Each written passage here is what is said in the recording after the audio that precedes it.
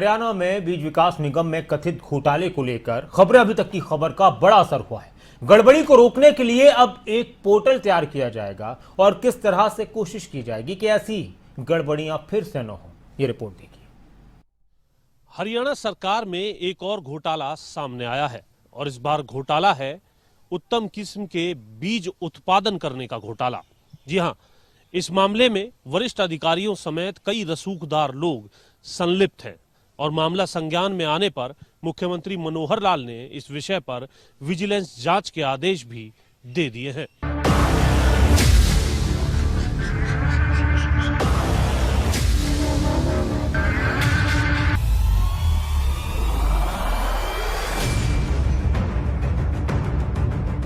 बीज निगम में कथित घोटाले को लेकर खबरें अभी तक ने प्रमुखता से इस खबर को दिखाया और खबरें अभी तक की इस खबर का बड़ा असर भी हुआ।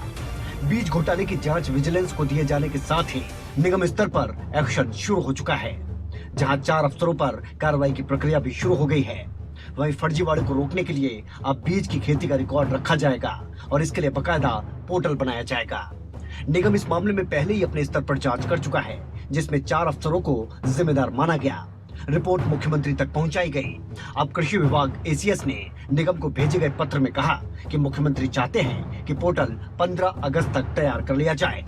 साथ ही जिम्मेदार आरोपियों पर कार्रवाई कर इसकी एक्शन टेकन रिपोर्ट 25 जून तक भेजी जाए। सूत्रों का कहना है कि इन जिम्मेदार अधिकारियों के खिलाफ सख्त से सख्त कार्रवाई हो सकती है।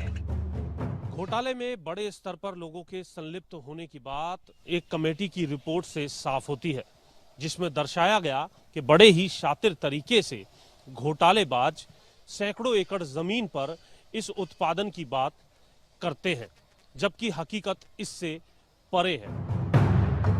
अब सवाल ये उठता है कि ये फर्जीवाड़ा आखिरकार आगे रुकेगा कैसे।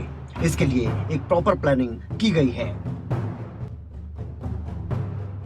बीज की खेती के लिए बनाए जाने वाले पोर्टल का लिंक मेरा फसल मेरा ब्यौरा पोर्टल पर दिया जाएगा।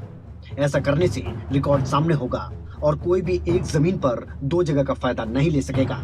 इसके साथ ही ये पता लग सकेगा कि किसके पास कितनी जमीन है और अगर दूसरी जमीन पर खेती करता है तो दस्तावेज भी पोर्टल पर लगाने होंगे।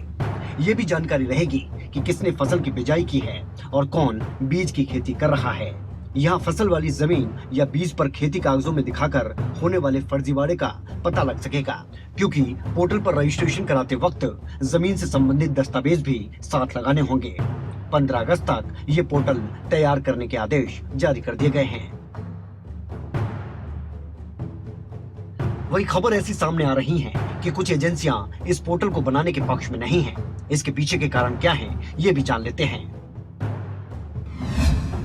दरअसल हरियाणा सरकार की तरफ से सीड्स प्रोसेसिंग प्रोग्राम के तहत बीज तैयार करवाया जाता है। एचएसडीसी गेहूं का लगभग 3 लाख क्विंटल बीज तैयार करवाता है। अन्य सरकारी एजेंसियां 5 लाख क्विंटल बीज तैयार करवाती हैं।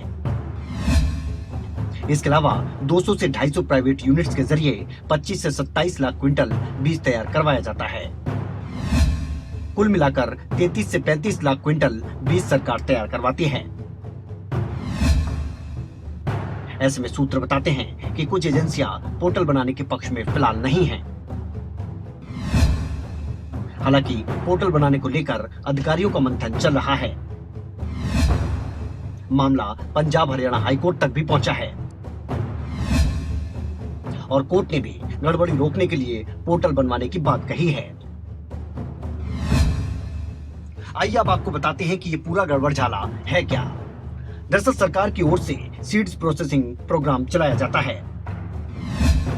इस प्रोग्राम के तहत सालों से करोड़ों का खेल हुआ है। ये बात सामने आई कि जिन लोगों के पास जमीन नहीं या फिर कम है, वो सैकड़ों एकड़ पर इस प्रोग्राम को ले रहे थे।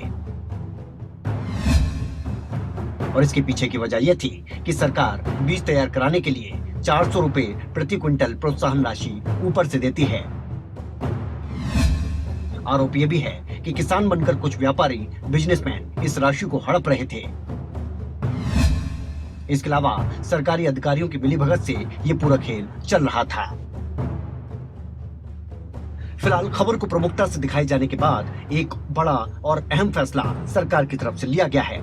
और अगर ये पोर्टल बनाने की योजना सिरे चढ़ती है तो वाकई ये एक बड़ी कामयाबी सरकार के लिए होगी भ्रष्टाचार को रोकने के लिए। बीज उत्पादन घोटाले में कई बड़े मास्टरमाइंड शामिल हैं, लेकिन इसके साथ साथ विभाग की संलिप्तता के बगैर इतना बड़ा घोटाला आखिर कैसे किया जा सकता है। इसी को लेकर मुख्यमंत्री मनोहर लाल ने इस विजिलेंस जांच के आदेश दिए हैं, जिसके बाद इन तमाम बड़ी मछलियों के नाम भी उजागर होते नजर आएंगे। चंडीगढ़ से कैमरामैन सुखपाल के साथ जितेंद्र चौधरी, खबरें अभी तक।